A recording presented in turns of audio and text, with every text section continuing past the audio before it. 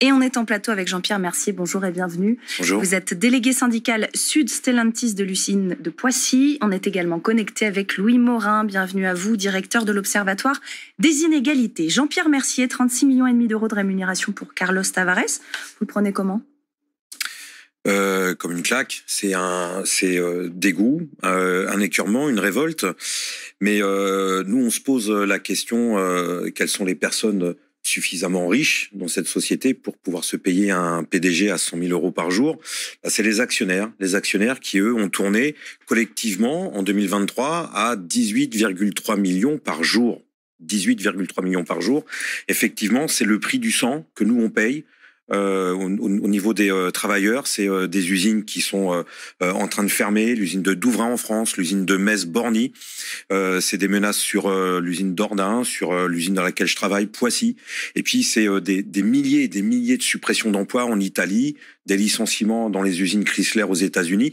C'est ce prix qu'on a payé pour que ces gens, cette classe sociale puisse se goinfrer littéralement. Ce que vous racontez là sur les fermetures d'usines, sur les licenciements, c'est une réalité. Le groupe dit cette rémunération elle pourrait se justifier par les bons chiffres de 2023. Pourquoi pas ? Mais à quel prix ? C'est nous qui avons payé le prix fort, c'est ce que je vous dis, c'est des dizaines de milliers d'emplois. Et c'est ces gens-là, les actionnaires par la voix de Carlos Tavares, qui nous dit vous, les travailleurs, vous nous coûtez trop cher, vous êtes encore trop cher.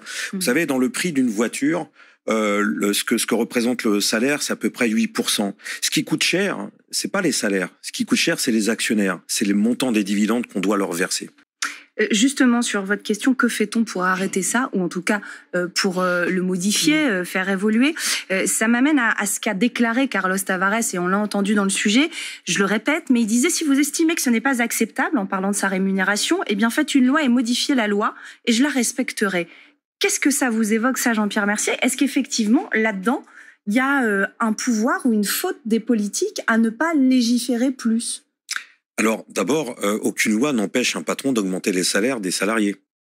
Et ça, le problème, c'est que avec toute cette polémique autour du salaire du PDG, on oublie deux choses. Un, on oublie la fortune gigantesque qu'ont amassé les actionnaires de Stellantis, et on oublie les très très faibles salaires des ouvriers, des techniciens, des ingénieurs et des cadres de Stellantis. Plafonner le salaire du PDG, ça peut être une discussion. Moi, je préfère commencer à discuter du montant des salaires des ouvriers. Commençons déjà par ceux qui sont tout en bas. Faisons augmenter les salaires. Et pour ça, je ne vois qu'une seule solution. C'est pas par une loi, c'est par un rapport de force, comme l'ont fait nos camarades américains dans les usines de Stellantis, GM et Ford aux États-Unis. Ils ont fait la grève, plusieurs semaines de grève, et ils ont obtenu des augmentations de salaire considérables. Mais vous appelez à ça aujourd'hui, vous dites en France, il faut qu'on fasse grève chez Stellantis ? Oui, Stellantis, Renault, Toyota, toute la filière automobile devrait prendre conscience, les travailleurs doivent prendre conscience qu'il faut se mettre en grève pour imposer ces revendications, sinon on va crever. Est-ce que vous allez déposer un préavis de grève ou pas chez Sud ?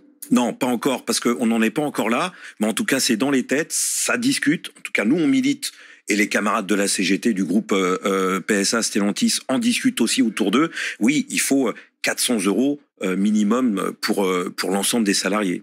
Sur la redistribution de la richesse, justement, Jean-Pierre Mercier, Stellantis, si je ne me trompe pas, et vous me corrigez sinon, a indiqué redistribuer près de 2 milliards d'euros à ses salariés dans le monde. Est-ce que vous allez en voir la couleur ici en France ? Oui, on a touché une prime d'intéressement qui a reculé de 200 € par rapport à l'année dernière, alors que les bénéfices ont augmenté de 2 milliards. Et comment on vous l'explique ?